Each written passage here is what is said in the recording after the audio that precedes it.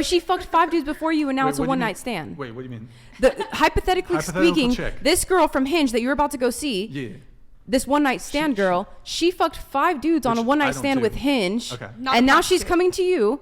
And now she's like, hey, dude, I fucked 5 dudes from this Hinge, dude, one-night stand, ha, ha, ha. Fucking disgusting. Hell no. But you wouldn't know. But you wouldn't know. That's the same shit, though, is what I'm saying. Here's the thing. Like, she might not vocalize it, but I feel like...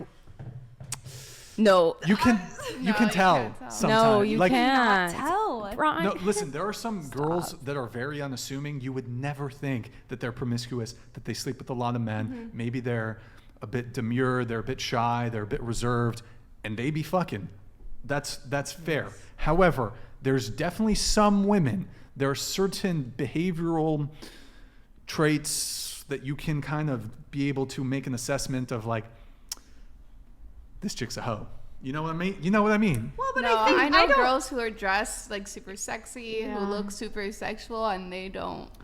I was about to say, like, I feel like people would have made those assumptions about me when I was celibate. Like, I mean, you can assume whatever you want, but that doesn't make it true. Sure. Right. But even okay, so you're saying that, well, as a guy, you might actually, by using these sort of metrics with which men might disqualify women, you might actually lose out on, like, a good girl.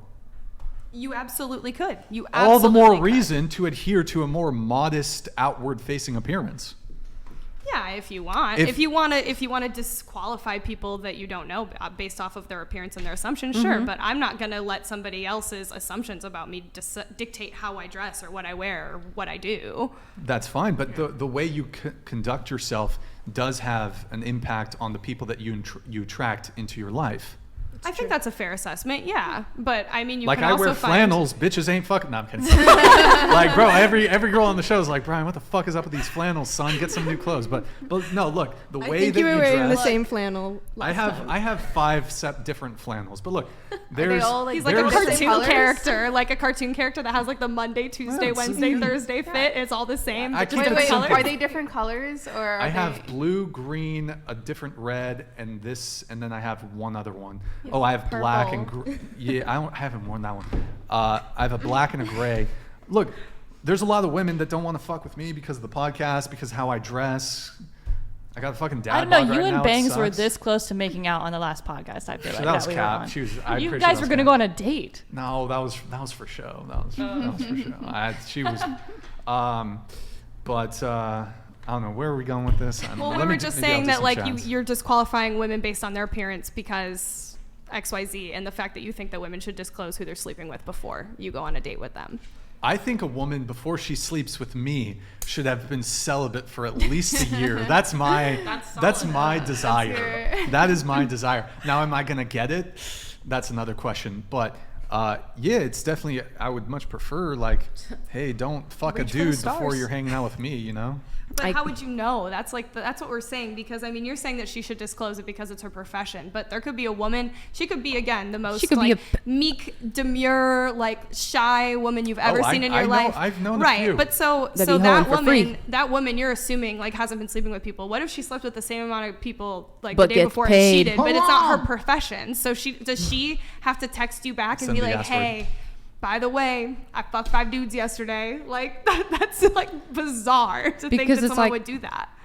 He expects the only difference is the money. Yeah, because if a guy, I mean, shit, does a guy... Okay, one night stand, man. You need to disclose what's your credit card statement.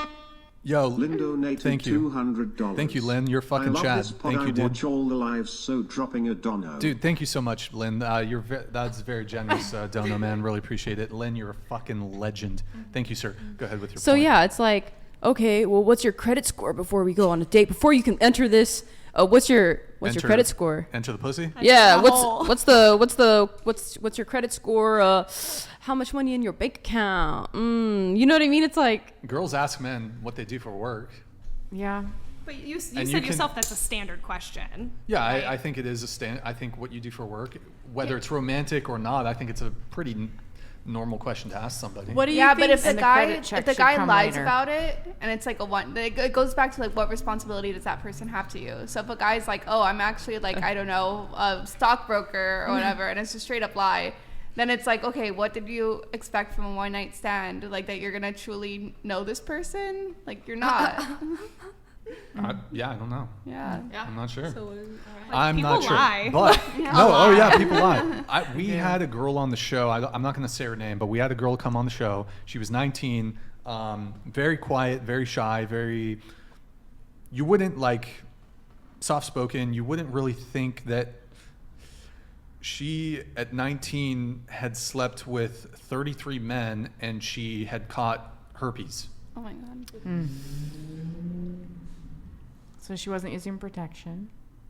Probably not. Probably not. So pretty sad.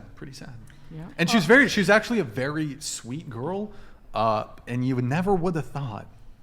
I think that's like the stigma with STIs, right? And why people are so afraid to go get tested or be honest about their status, because we have this idea in society that somebody that has an STI does have to be promiscuous or does have to be like a whore or whatever the case may be, when anybody can realistically get an STI. You could have sex the first time ever and somebody could be dishonest with you and then you have herpes for the rest of your life. I knew a girl. Yeah. I knew a girl. And and obviously too. that person's not being promiscuous, that person's not participating in risky behavior. So I think that just boils down to stigma, because she probably was a very sweet girl and nobody deserves that, because generally if you're getting an STI, it's from somebody that was dishonest with you or wasn't getting tested. In some cases, husbands, I've heard of husbands giving their wives, and that's how they found out. Yeah, It's horrible. Very and sad. chlamydia is vice like versa, common in housewives. True. Chlamydia is common in housewives. Can you just tilt the microphone down? Perfect.